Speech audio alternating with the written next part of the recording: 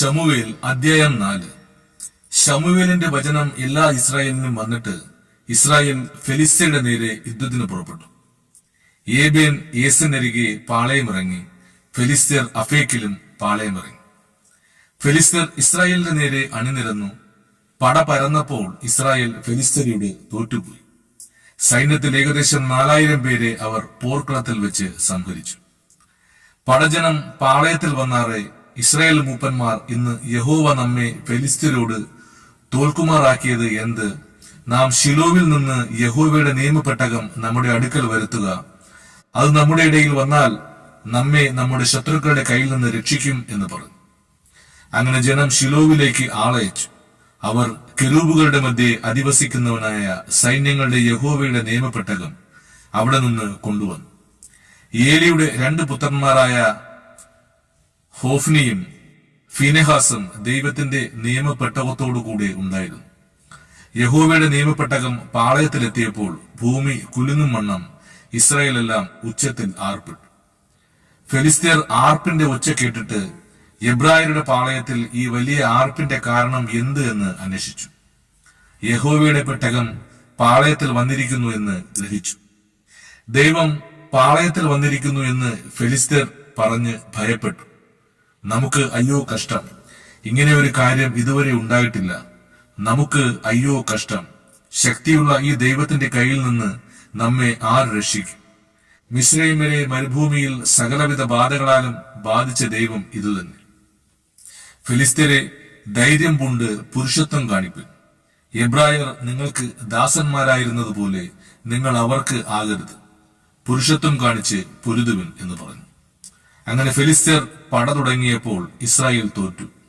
ഓരോരുത്തൻ താന്താന്റെ വീട്ടിലേക്ക് ഓടി. ഇസ്രായേലിൽ 30,000 കാലാൾ വീണുപോകത്തക്കവണ്ണം ഒരു മഹാസംഹാരമുണ്ട്. ദൈവത്തിന്റെ പെട്ടകം പിടിപെട്ടു. ഏലിയുടെ 2 പുത്രന്മാരായ ഹോഫ്നിയും ഫിനെഹാസും പട്ടുപോയി. പോർക്കളത്തിൽ നിന്ന് ഒരു ബെന്യാമിന്യൻ വസ്ത്രം കീറിയതും തലയിൽ പൂളി വാരിയിട്ടും കൊണ്ട് ഓടി അന്നു തന്നെ ശിലോവിൽ വന്നു. അവൻ വരുമ്പോൾ ഏലി നോക്കിക്കൊണ്ട് വഴിയരികെ തന്റെ ആസനത്തിൽ ഇരിക്കുകയായിരുന്നു. ദൈവത്തിന്റെ പെട്ടകത്തെക്കുറിച്ച് അവന്റെ ഹൃദയം വ്യാകുലപ്പെട്ടിരുന്നു. ആ മനുഷ്യൻ പട്ടണത്തിലെത്തി വസ്തുത പറഞ്ഞപ്പോൾ പട്ടണത്തിലെല്ലാം നിലവിളിയായി. ഏലി നിലവിളി കേട്ടപ്പോൾ ഈ ആരവം എന്ത് എന്ന് ചോദിച്ചു. ആ മനുഷ്യൻ ബന്ധപ്പെട്ടു വന്ന് ഏലിയോടും അറിയിച്ചു. ഏലിയോ 98 വയസ്സുള്ളവനും കാണാൻ വഹിയാതെ വണ്ണം കണ്ണും മങ്ങിയവനും ആയിരുന്നു. ആ മനുഷ്യൻ ഏലിയോട്, ഞാൻ പോർക്കളത്തിൽ നിന്ന് വന്നവനാകുന്നു, ഇന്നു തന്നെ ഞാൻ പോർക്കളത്തിൽ നിന്ന് ഓടിപ്പോന്നു എന്ന് പറഞ്ഞു. വർത്തമാനം എന്താകുന്നു മകനെ എന്ന് അവൻ ചോദിച്ചു. അതിന് ആ ദൂതൻ, ഇസ്രായേൽ ഫെലിസ്ത്യരുടെ മുമ്പിൽ തോറ്റോടി, ജനത്തിൽ ഒരു മഹാസംഹാരമുണ്ടായി. നിന്റെ 2 പുത്രന്മാരായ ഹോഫ്നിയും ഫിനെഹാസും പട്ടുപോയി, ദൈവത്തിന്റെ പെട്ടകവും പിടിപെട്ടുപോയി എന്ന് പറഞ്ഞു.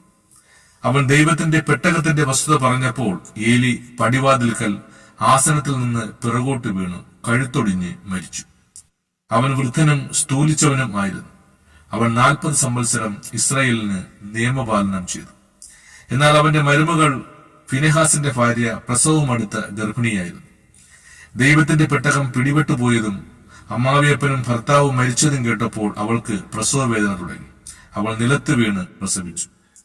അവൾ മരിപ്പാറായപ്പോൾ അരികെ നിന്ന സ്ത്രീകൾ അവളോട്, ഭയപ്പെടേണ്ട, നീ ഒരു മകനെ പ്രസവിച്ചുവല്ലോ എന്ന് പറഞ്ഞു. എന്നാൽ അവൾ ഉത്തരം പറഞ്ഞില്ല, ശ്രദ്ധിച്ചതുമില്ല.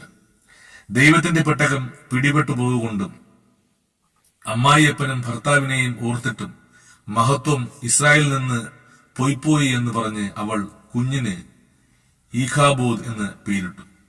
ദൈവത്തിന്റെ പെട്ടകം പിടിപെട്ടു പോകുകൊണ്ട് മഹത്വം ഇസ്രായേലിൽ നിന്ന് പൊയ്പോയി എന്ന് അവൾ പറഞ്ഞു.